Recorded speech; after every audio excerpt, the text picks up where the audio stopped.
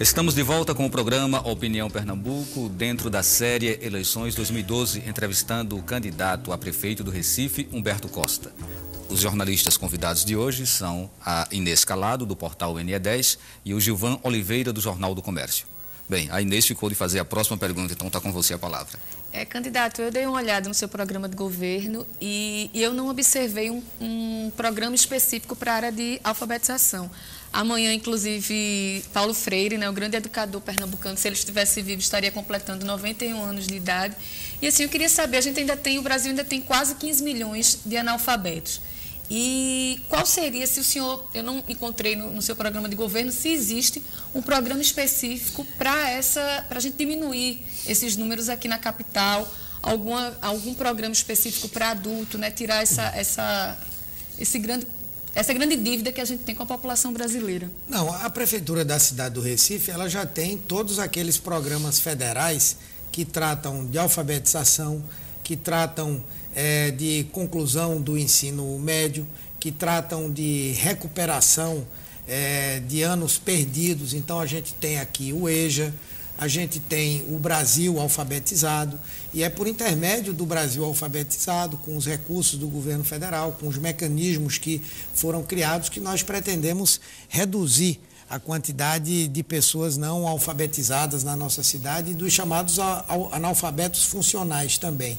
Então, não há uma referência, eu acho até que você está certa, porque a gente fica tão preocupado em apresentar coisa nova, diferente, que esquece de dizer, por exemplo, que o nosso desejo é investir fortemente no Brasil alfabetizado para reduzir o número de analfabetos na cidade. Então, seria dar uma continuidade ao que já vem sendo feito. Exatamente.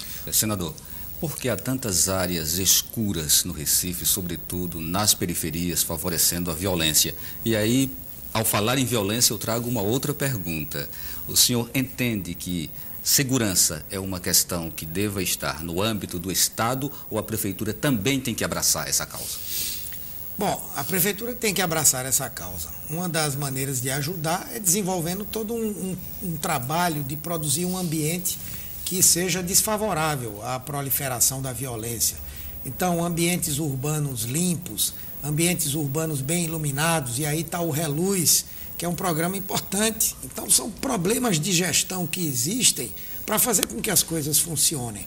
Eu hoje estive lá na Mangueira e vi uma praça, a coisa mais bonita do mundo, mas completamente abandonada, sem iluminação, a grama, o mato crescendo. Então, são problemas de gestão que precisam ser ajustados. A iluminação é importante, uma guarda, digamos, mais bem treinada, uma guarda maior, tudo isso é importante. Câmeras armadas. O senhor concorda com a... Armada, sim. Mas a Constituição prevê que pode haver o armamento da Guarda Municipal. Agora, lógico que isso passa por um treinamento realizado pela Polícia Federal.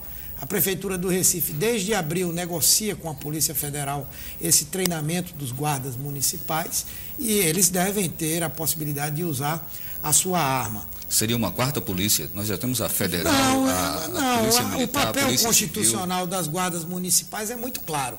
É tomar conta do patrimônio público, é tomar conta das áreas verdes da cidade, preservação do meio ambiente e realizar rondas em áreas públicas e, eventualmente, no caso de flagrante, poder realizar uma prisão. Ela não pode fazer mais do que isso. Ela não pode investigar, ela não pode fazer um trabalho ostensivo de segurança, e isso eu acho que já é suficiente. A simples presença de alguém fardado e armado já inibe a atividade dos delinquentes, enfim. Agora, onde eu acho que a Prefeitura pode ajudar mais é na área da prevenção. E aí existe uma chaga na sociedade brasileira hoje, e na sociedade de Recife em particular, que tem infelicitado as famílias, que tem destruído a vida de milhares de jovens, que é a droga. Então, nós podemos fazer um trabalho preventivo importante nisso aí, especialmente em relação ao crack. A Prefeitura ampliou o número de centros de atendimento psicossocial. Hoje são 17. 6 só para a área de álcool e drogas. Eu quero ampliar isso. Ter CAPS AD também funcionando 24 horas, garantindo o internamento. Nós temos os consultórios de rua, onde a Prefeitura vai atender os dependentes que estão no meio da rua, abordá-los, tentá-los trazer para esse trabalho de recuperação. e um trabalho integrado de todas as secretarias. A Secretaria de Educação, o Geraldão, que eu quero transformar em Secretaria de Esportes, a Saúde, a Assistência Social e a parceria com a sociedade, com os empresários, com as organizações sindicais e com as igrejas, que hoje estão desempenhando um papel importante também na abordagem, na recuperação desses dependentes e que, se elas atuarem lado a lado com a política de saúde, nós podemos fazer um trabalho importante. Eu, inclusive, ouvi de muita gente: por que você não cria a secretaria para o combate às drogas? Não vou criar secretaria nenhuma, eu vou comandar pessoalmente o enfrentamento ao problema do crack. Eu quero todo dia no meu gabinete a informação do que é que foi feito, dos avanços que aconteceram, das dificuldades, como é que está a captação de recursos federais e internacionais. Portanto, eu pretendo que a cidade do Recife tenha um enfrentamento modelar ao problema da droga e ao crack especificamente. Senador, o senhor falou sobre a participação da Prefeitura na questão da segurança pública. A Prefeitura do PT, ela hesitou muito em participar do Pacto pela Vida. Dos dois governos de João Paulo, entrou o governo João da Costa e houve uma certa hesitação ao ponto de se pensar numa omissão, chegar-se a falar em uma omissão. O PT, o que houve dentro do PT para que a Prefeitura não se integrasse mais rapidamente a um programa como esse? Não houve nada.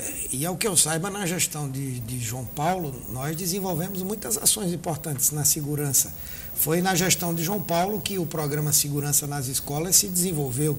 Foi na gestão dele que nós duplicamos, lógico, também na gestão atual, duplicamos o número de guardas municipais.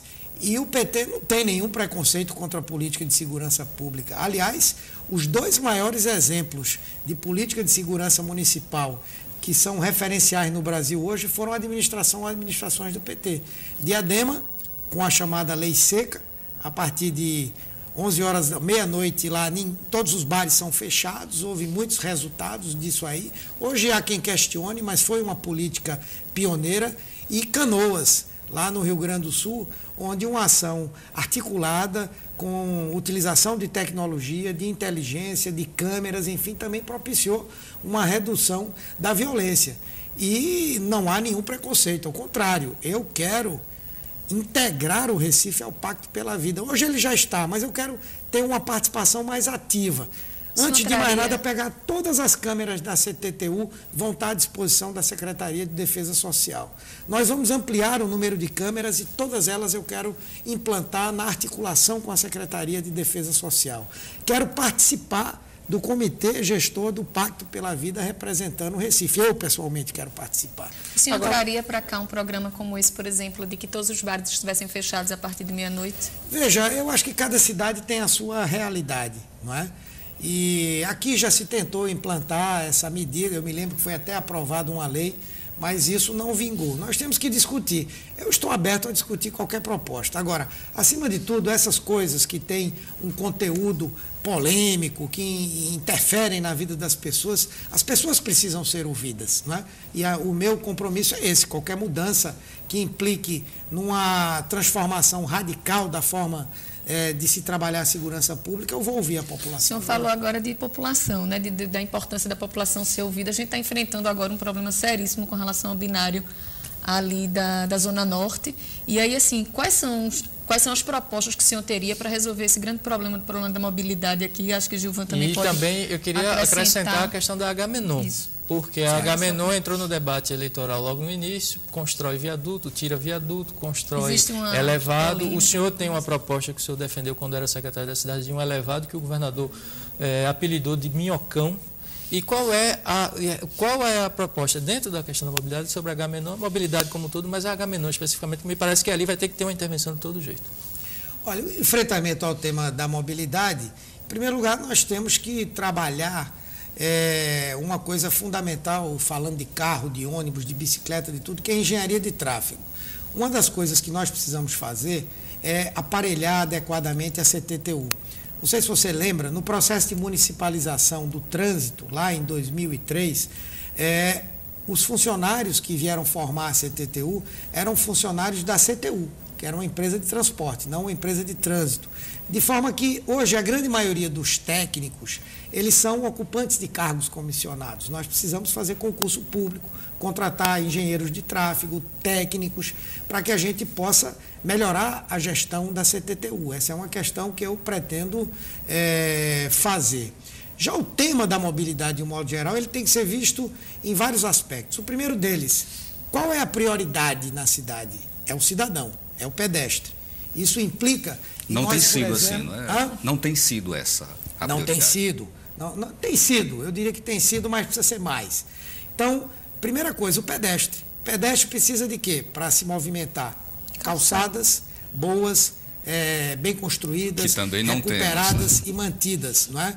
Então, em boa parte não se tem, porque há uma espécie de buraco em que ninguém assume a responsabilidade. A lei diz que é do privado, o privado não faz, a prefeitura também não tem como fiscalizar. Então, eu quero trazer para a prefeitura essa responsabilidade. Isso não impede que haja parceria, mas a prefeitura vai ser responsável, especialmente nos grandes corredores e no centro expandido, pela construção, pela recuperação e pela requalificação das calçadas. Esse é um ponto. Ônibus acessíveis, enfim. A segunda prioridade deve ser o transporte não poluente e não motorizado, a bicicleta.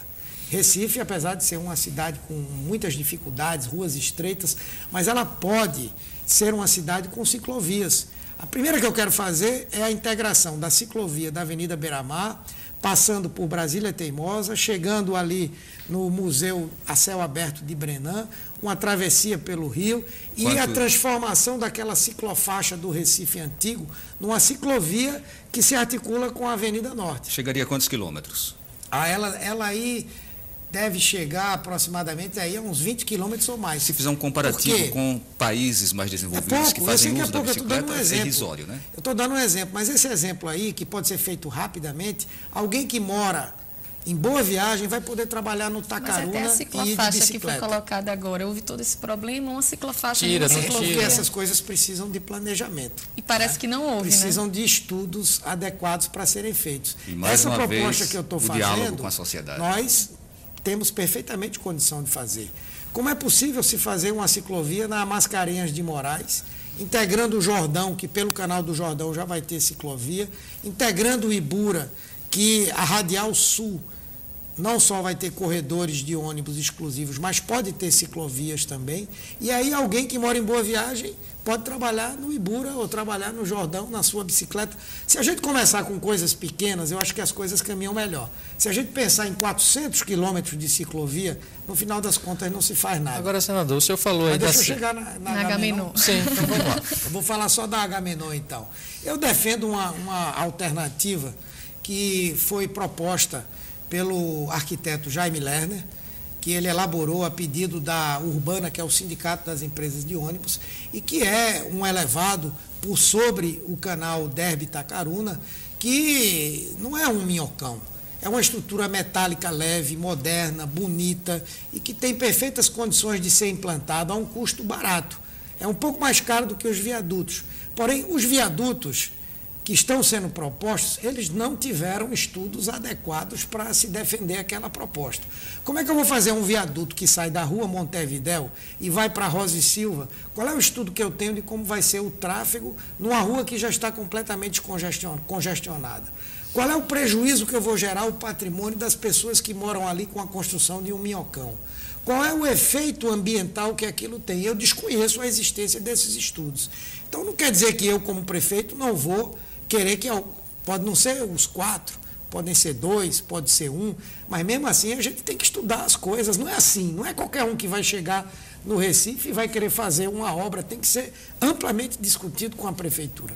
Agora, nós temos muitos catadores de lixo na rua. Esses catadores devem permanecer fazendo a profilaxia da cidade? Olha, eu defendo que a reciclagem e a utilização do material de resíduo sólido que é reutilizável, ela possa ser feita. Para isso, nós temos que implantar centrais de triagem. Hoje existem algumas, eu quero que pelo menos haja 2 em cada RPA, onde o lixo será enviado, Ali ele terá centrais de separação onde os catadores poderão trabalhar. Esse sistema de catação de lixo que há hoje, que os catadores abrem os sacos plásticos para separar, se a gente tiver a coleta seletiva, isso fica bem mais fácil, não é? A ideia é implantar a coleta seletiva, domiciliar, não ser somente aquela coisa de em alguns bairros têm a coleta domiciliar, em outros você tem que sair de casa para levar e botar num depósito daqueles. Eu acho que isso não funciona muito bem. A gente precisa ter uma coleta seletiva domiciliar adequada, levar para as centrais de triagem, ali os catadores podem trabalhar, inclusive com equipamentos adequados, sem a exposição que há hoje nesse processo, e eu defendo a ativação do contrato para a produção de energia, o Recife Energia, onde aquilo que não for reciclável, que não for reutilizável, vai para a produção de energia, gerando dividendos para a própria cidade, empregos, enfim. Queria só fazer, para não perder um gancho aqui, com relação à CTU 2003. Quer dizer, em 2003, o trânsito do Recife já dava sinais de que ia chegar a um esgotamento. E o PT, 9 anos atrás, não viu isso. O que é que faltou, senador? Faltou visão de planejamento ou a CTU terminou virando um local de acomodação política? Não. Eu acho que houve muitas ações importantes. Ou a briga do PT atrapalhou tudo isso? Não, que briga do PT. Na verdade, nós construímos algumas intervenções viárias importantes. A paralela da Caxangá, por exemplo, ajudou bastante a descongestionar a Caxangá, permitiu, inclusive, que aquele corredor de ônibus funcionasse melhor, como ele funciona hoje. Vocês se lembram que a gente tinha o transporte clandestino? Imagine se hoje existisse isso. Foi na gestão de João Paulo, com Dilson Peixoto, que nós retiramos da cidade o transporte clandestino. Mas ali é articulado com o governo do Estado. Lógico, e tem que ser, não é? Tem que ser. Nós fizemos a inversão do trânsito na Domingos Ferreira. É porque a gente está esquecido agora, mas houve algumas ações. A Via Mangue está aí, uma obra viária importante, outras obras foram feitas, a duplicação do Capitão Temudo, a Ponte Gregório Bezerra, tudo isso. Agora, ninguém imaginava que o Brasil fosse crescer, se desenvolver, gerar emprego e gerar renda, como aconteceu durante o governo do presidente Lula. Então, hoje, todo mundo pode comprar o seu carro novo, inclusive, e todo mundo tem direito de utilizar. O problema é que isso esgotou rapidamente a infraestrutura urbana da cidade. Isso está acontecendo no Brasil inteiro e é por isso que nós todos agora, pode ouvir o discurso de todos os candidatos nessa eleição, é transporte coletivo, é pedestre, é ciclovia, é navegabilidade do Capibaribe e o carro em último lugar. A gente precisa criar as condições para que as pessoas possam ter seu carro, mas elas usem no fim de semana. Ela vá trabalhar num ônibus bom, confortável, pegue a sua bicicleta, pegue um barco no Rio, esse projeto que eu desenvolvi quando era secretário das cidades de Eduardo Campos. Então, acho que é esse repensar que a gente tem que fazer. Concordo com você que se tivéssemos planejado melhor, a situação seria melhor hoje. Mas a velocidade com que o país cresceu e o povo teve acesso a esses bens, ela não podia ser acompanhada jamais. Precisamos fazer mais um intervalo e daqui a pouco a gente volta entrevistando o candidato à Prefeitura do Recife, Humberto Costa, dentro da série Eleições 2012 do programa Opinião Pernambuco.